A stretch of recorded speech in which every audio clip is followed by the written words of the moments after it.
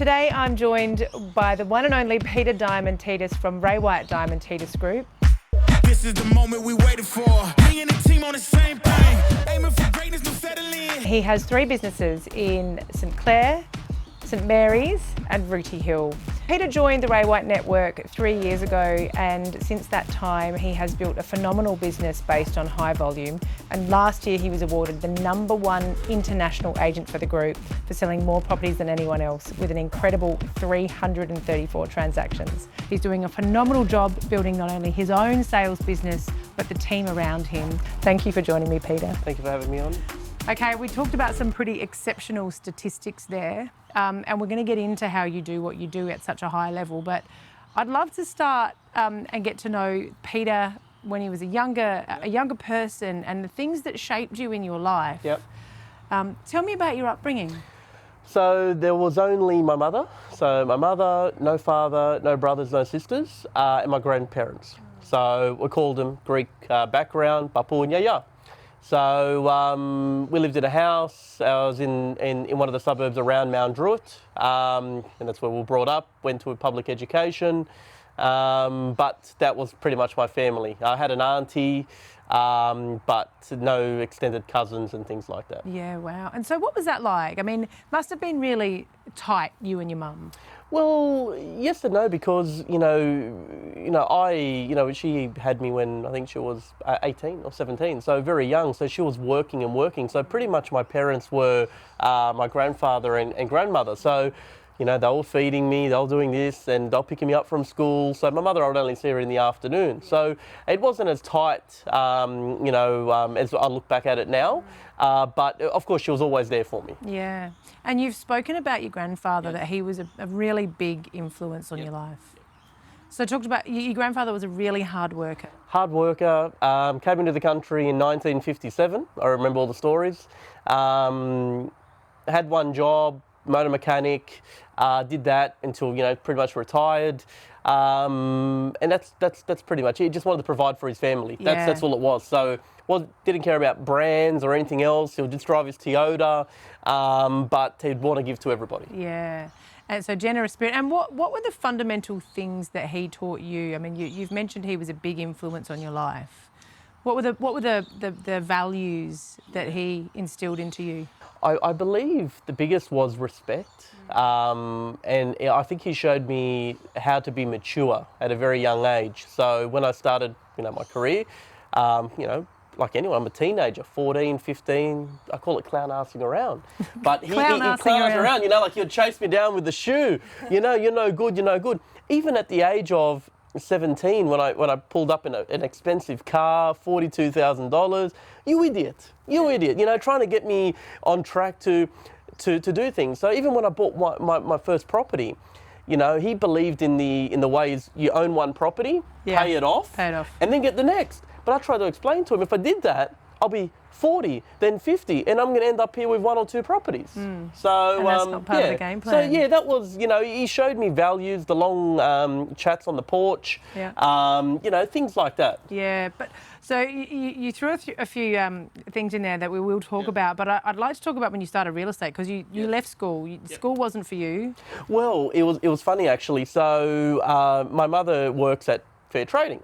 So she's been there for years. I had to do at business studies work in real estate. So she goes, Peter, you're going to work 1 week here at Rain and Horn, 1 week here at Star Partners. Okay, no problem. Got no idea, never had a job. Started working at Rain and Horn, and ended up staying there for 18 years. 18 years later, wow. 18 years. So work experience, you wanted to try something out. And so your mum thought that might be a good fit. Do you think? Well, no, she didn't think, because at the time, you're going to laugh, I was going to drop out in year 10 and I was applying to a place that was in Garden Island to work as like a plumber. I was going to become a plumber. Get a trade. I actually they rejected my application, and then I didn't know what I was going to do, and I said maybe the police force if I stayed at 11 and 12. I had no idea. Yeah. Originally I thought chef, I thought a hairdresser. Nothing to do with real estate. Yeah. Our family doesn't come from real estate. We don't own more than maybe 1 property. Yeah. And that was it. Yeah, right. And so you got the job in the real estate office at the age of 15. Yep. And what was your first job? First job, so what I was actually doing, could be reception work. I was taking the bins out for probably 3 years. So at the end of the day, the guy that gave me the opportunity, just got to clean the bins. You got to be this. You got to do this at that certain time. Go get the mail by 9:30. So I was getting the mail, opening the mail, putting it on his desk. Yep. I remember I didn't have a license at Yeah. 15, Yeah. 16. When I got my car license, different story. Yeah, okay. So you were taught methodical, this is how you run the business. There's no task too big or small. You've got to do it. Something that we know about you through what you've achieved is that you're an incredibly efficient person. Yep. Did you have that in you back then, or was that taught to you over years? I think it was taught to me, but you don't realise this is occurring. So taking the bins out at a certain time, it needs to be done by 5 o'clock or it's going to smell the office. Getting the mail by 9:30, so I've got to open it. Remember, we had fax machines and all that back then. So I needed to do things at certain times. So now that I've implemented it in my business, we need to be doing this at that time, that at that time, that at that time for different reasons. Yeah. And so did you enjoy that, getting into the world of work? I just loved it. So I wanted to be the best. I was very competitive. So before real estate, if it was soccer or I was at school, and I wasn't the best at school, I was one on the lower grades, I wanted to just try my best and just be the best I can be. Yeah. So if it was cleaning the bins, I wanted to be the best bin cleaner or whatever. So I think they could see that in the business I was working in, that I just wanted to just keep going. What's next? Keep going, what's next? So I didn't care what was at the end. I just wanted to just finish the tasks off. Now, you mentioned before that when you were 17, Yep. you bought an expensive car. Yes. So at that time, when you're a young person, 15, 16, earning money, Yep. and you'd watched your grandfather, really scrimp and save, Yes. was that intoxicating for you? It was a little bit different. He didn't see it from a point of view where I started to know a little bit, well, I'll get a car allowance so you can write off tax. He didn't come from that side of things. So I knew that was, if I paid at that time, let's say I paid $4,000 in tax, whatever it was, in that whole 12 months, I might get, $1,500 back. So my repayments are only 2.5. So I've got a car rather than the government taking my money. Yeah. But he didn't see it from that point of view. Yeah, creative accounting. Correct. Great. And so after that reception role Yes. and bin cleaner, Yes. you started into the property management side of the business. I was like an all-rounder. So I was helping in the strata management. Yep. So I was typing up minutes. I was going into some strata meetings. I was showing rental properties. Probably the only thing I wasn't doing in property management was probably processing the applications.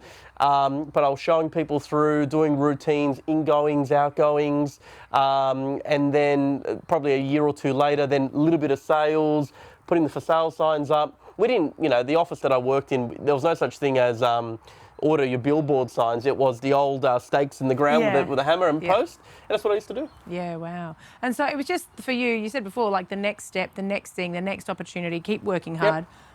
Did you enjoy your years in property management? It didn't, like if I look back at it now and I go, oh, well, I couldn't work back there. It's not that. It's just whatever's I faced, you know what I mean? So I wouldn't look back and say, I wish I never did that. No, because I believe in real estate, you need to work from the base. And the base, I believe, in a business is administration, property management, and then up. So I didn't know then the streets, or I didn't know which was a good side or bad side. So if I didn't work in property management, I wouldn't have that the foundation. So it gave you time to learn real estate as a world and the market, the industry. And so you said you did a bit of everything for a while and the opportunities came along. When did you break into sales full time? I reckon sales full time, just full time sales would be probably age, I reckon it would have been 23. I reckon 23. So focusing, 23, 24. Yeah. 25 and above, it was just sales. Yeah. And so you were in the business for quite a while before you made that step. You made a comment to me in the past about how you got to a point where you just really started to take it seriously. I just took it really seriously because I just thought to myself, I'm just fully focused in sales. It's now becoming a numbers game. I want to be dominant. I started to see myself on when you're looking on, back then it was a website called Just Listed. And I'm on the top there, I'm on the top there. I want to maintain it, you know what I mean? And I started creating competition in my mind, going, well, I want to be that best agent, I want to do that, I want to do that. And that's what I tried to do. So you mentioned before about buying property. Yes.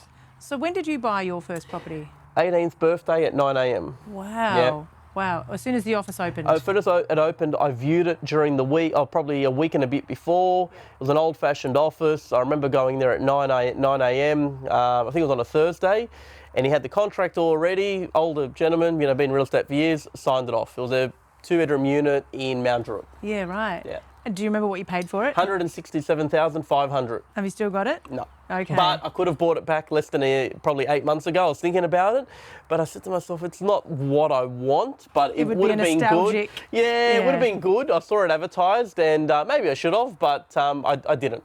And so property investment is something that you focused on really strongly. So Yes. What was that about for you? Okay, so I looked at it I had it in my mind that we've all got super.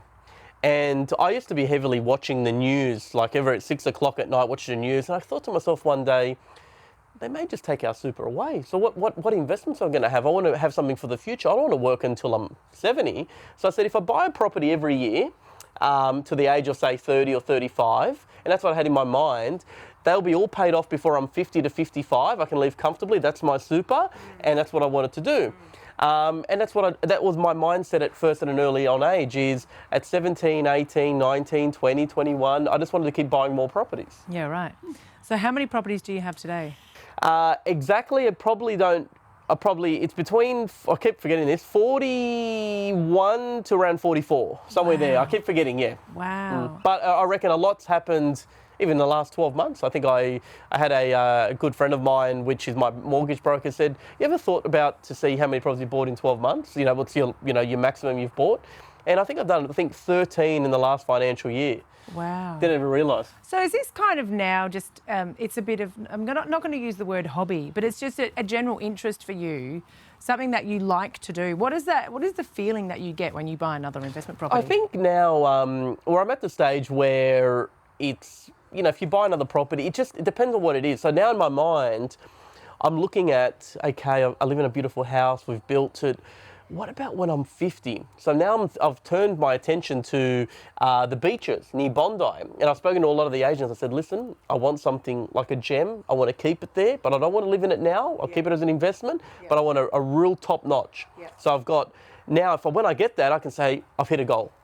Yeah, you know what I mean? Yeah. So if it's, I want a car, if I want a property, if I want to build that, I've hit the goal, I've ticked it off my bucket list. So talk about the cars, because that is a passion of yours. So you bought, and what was that first car that you bought? The first car I bought, it was a black Lexus IS200, and I bought it from a car dealership called Rick Demelian. Now, if anyone knows Rick Demelian, it was like the go-to place in Sydney. That's where you buy cars. Yeah. It's no longer there, but it was the car. I paid $41,990.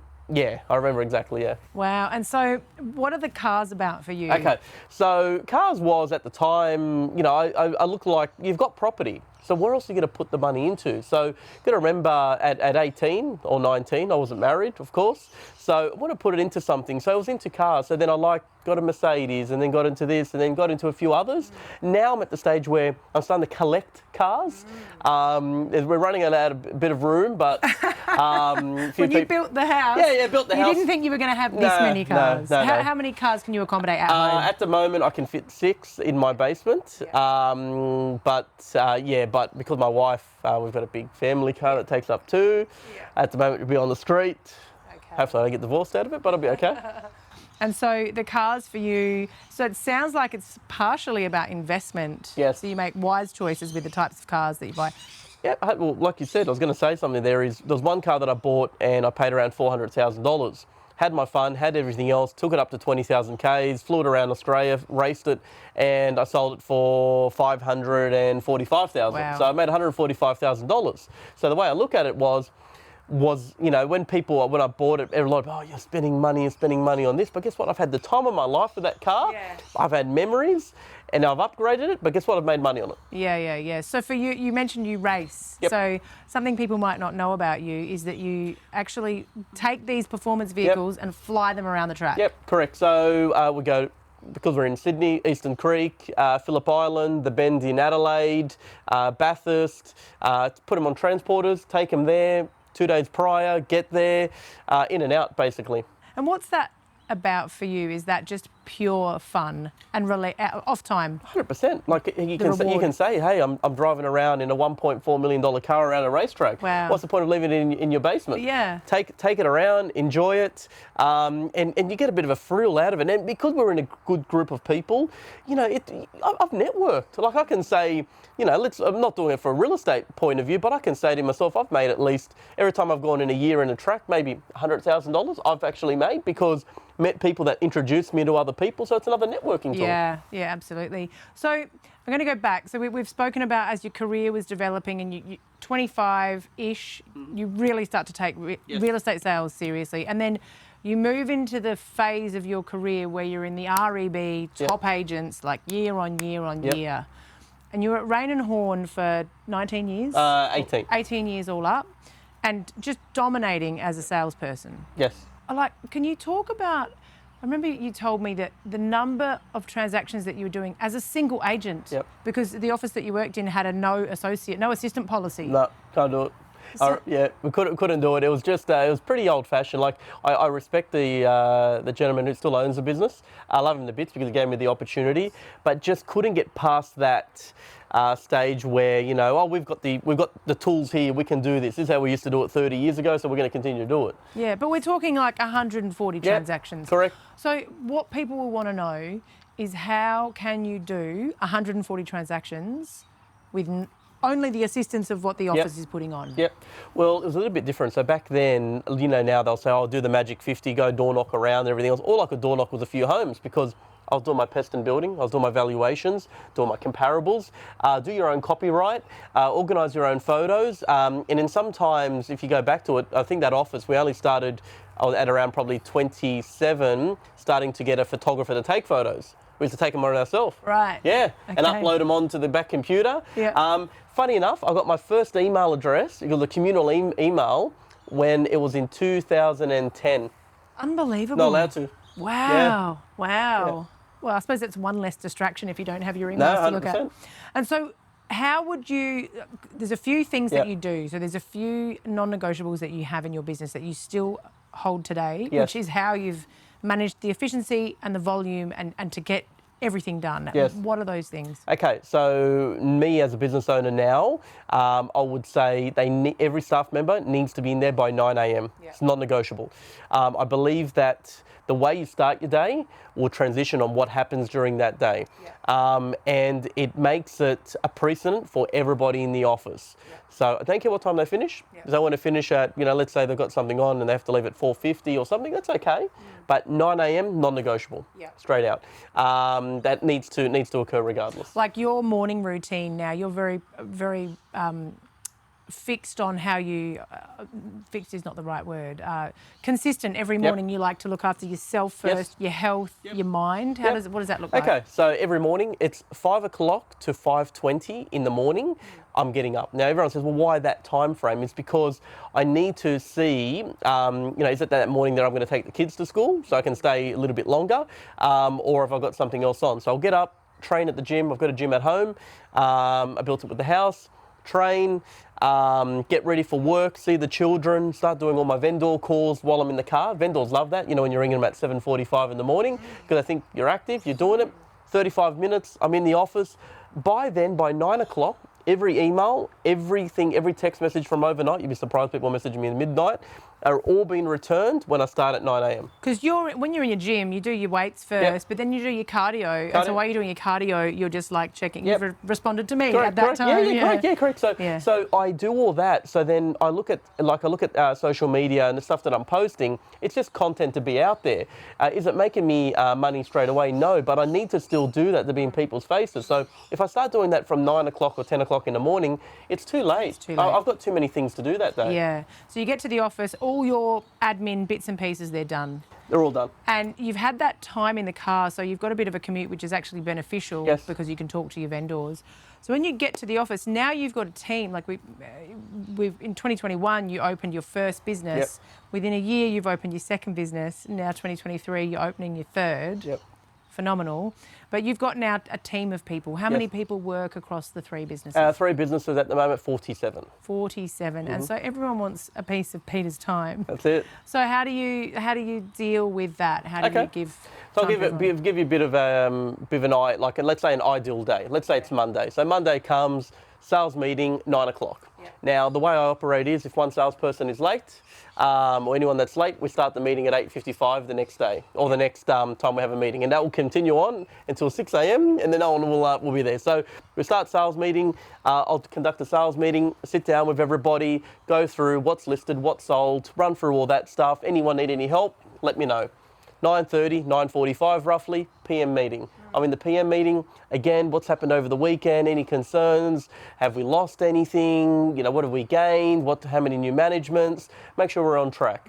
After that, I call it Pete's Academy. Pete's Academy is people that are working underneath me to become full-time agents, standalones. So we'll sit down. Where are we hitting today? Who do we have to call? What do we need to do? What administration? Things like that.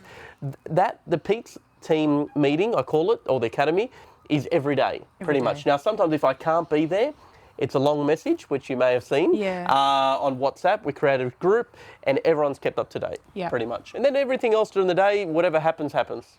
When you open your business, how many staff did you have back in 21? Including my wife, 3. Yeah, 3. And so it's been phenomenal growth. And you made a comment to me earlier, in your sales team, there's no one that has been recruited as an existing salesman. You've grown everyone. It's only now we've had people that have come on board, let's say 2023 was the first year salespeople have come on board that were with other offices.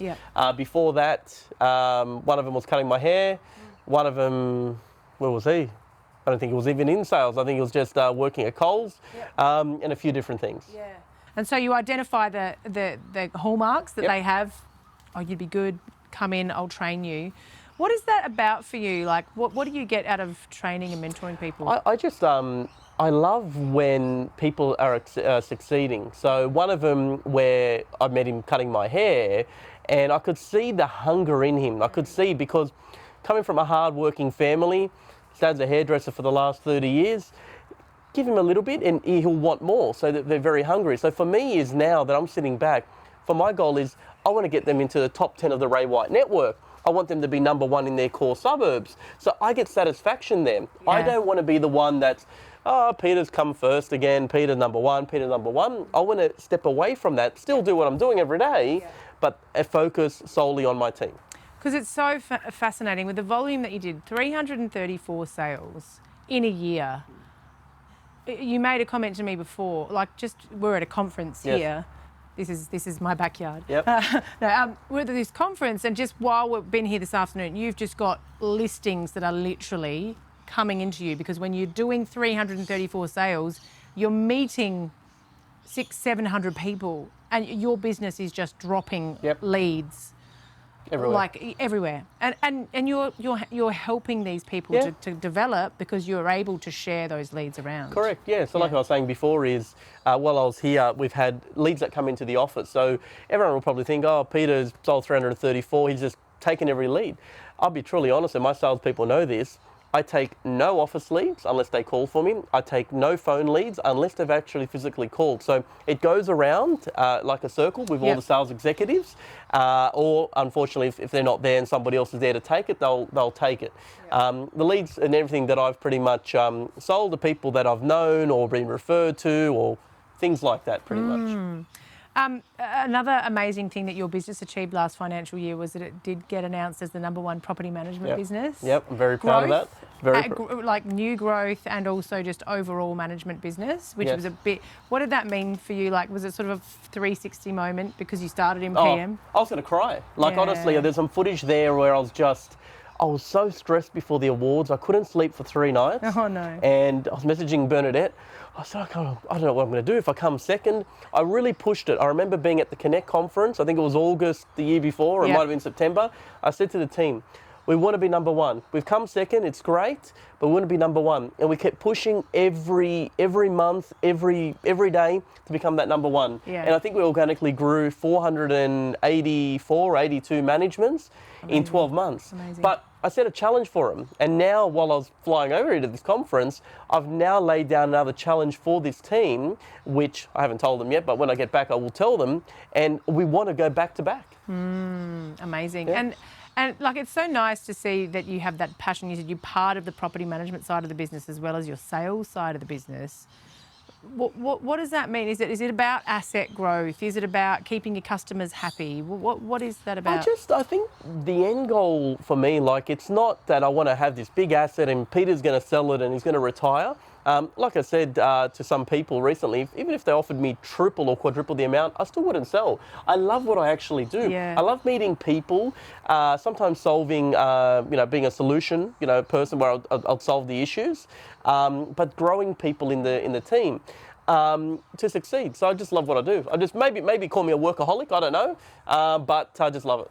Well, you are a very hard worker, but you also seem to have balance. Like you spend time with the kids in the morning. Yep. And you make sure that you're home at a point in the day so that you can spend time with the children. It's obviously important to you. Yes. And you have fun. Yeah. Like, you're having fun. You seem to have like a no limits sort of attitude to life. Yeah. Well, I normally try to place down. So let's say January to December this year, I'll probably have 6 weeks of holiday. Wow. Now, of course, not 6 weeks in one lump sum. It's spread out. It could be left on a Friday or left on a Sunday, come back on a Friday, so I don't miss out on a Saturday. Yeah. So I'm very clever with those. Yeah. Or going away, Christmas breaks, things like that. But always still contactable. So Yeah. even when I went to Europe, no one knew that I went to Europe for 30 days.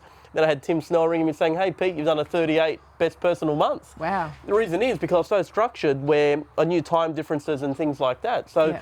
I'm still enjoying the family, but I'm also, as I said, still working. And your wife is in the business as well. Yeah, Mary's in the business, so she's the general manager. Yes, she doesn't work 5 days, so we call her the part-time general GM as a joke. But she does, because we remember having the children. She does drop-offs, she does all that. Then making it out to where we are, where our offices are. That's a 35-minute drive, 35-minute back.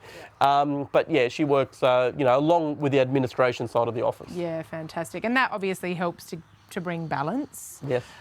We know that you drive cars. What else do you do to decompress? What I love the most, and it might be a bit childish, I've got a cinema room. And I've got a PlayStation. I've always loved PlayStation. I'm not one of those people where you'll see me with gaming sticks and that, but I love, I played soccer for many years. I love FIFA. So I love actually playing online, because I'm very competitive. I want to win. Yeah. And these guys are beating me up, man, in the middle of the night. So I love that because it's 9, 10 o'clock. The kids are asleep. I'm unwinding. The phone's not near me. So I just love playing PlayStation. Mindfulness. Yeah. Your reviews. Yes. Your customer reviews. Yes. So your business is really focused on, like, the emails have got to be answered within the day. Correct.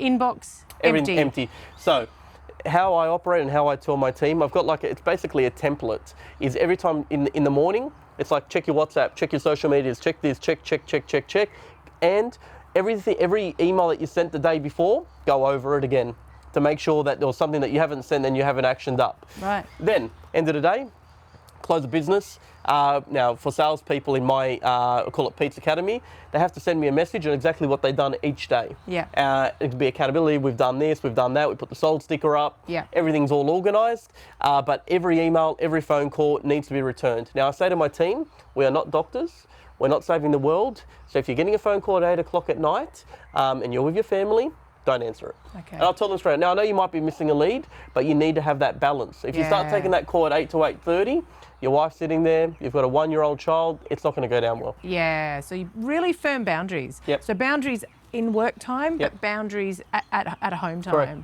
And you're a very high energy person. Your exercise is a big part of that for you. Yeah, it's not that like I'm competing for the Olympics. People Yeah. might look at me and go, man, he trains every day, what's he doing? But it's just mentally to get my head straight. Yeah. If I wake up at 7:30, forget the day. I feel like I've got a hangover the whole day.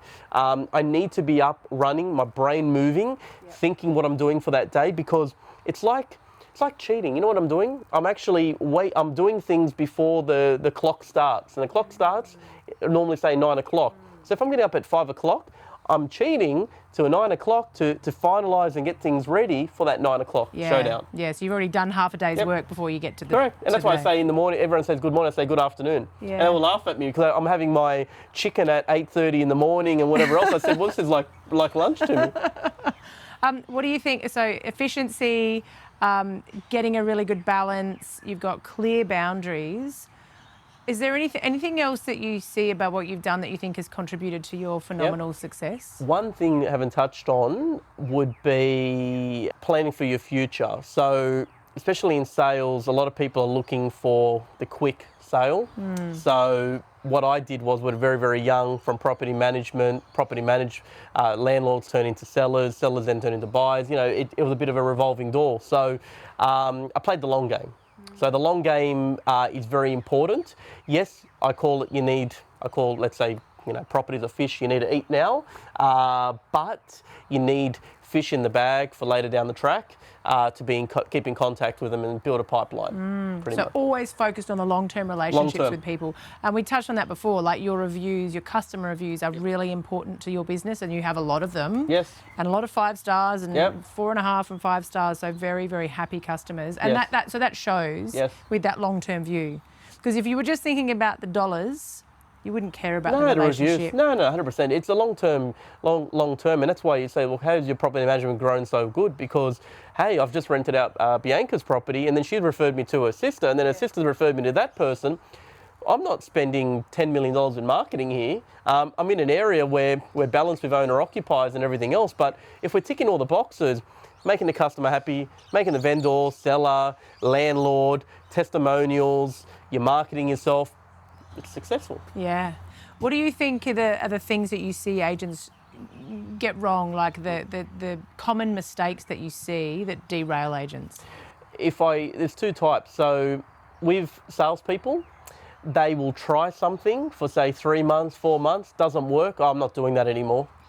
And they'll go on to something else. Or they move jobs. Oh, I don't like this area. Oh, look at the people or this and that. I'm going to go, to the eastern suburbs rather than western suburbs. They move around. Yeah. But if you look at every success story, they would probably fail at first, but they'll continue to push forward. And when pushing forward, you got to give it time. You got to give it years. Yes. If I didn't give it years, where would I be? You know what I mean? You have to give it time. You're not going to be successful overnight. You're not going to be, driving fancy cars overnight. But if you just keep doing the same thing over and over, it's going to work. Yeah. Focus on plan A. Put all your energy in plan A. There is no plan B. Yeah, I love that. Is there anything that we don't know about you? We've learned about the PlayStation. We've learned about the cars. Something that is interesting about Peter that we don't know. That you were a soccer player as a kid. Soccer player. I do like my finer things now. Yes. I learned from the best. That's my wife. She's got more bags than days in a week. But no, just as me. I'm an average person. I don't do much else. I love sport. The children are a big part of my life. I want to be there for them. But yeah, setting those, ground rules and that to be home and things like that. You have to have a family healthy... first. Yeah, correct. Amazing. Peter, I've really enjoyed our chat today. Thank you for sharing. Thank you, Bianca. And I can't wait to see what you do next. Thank you.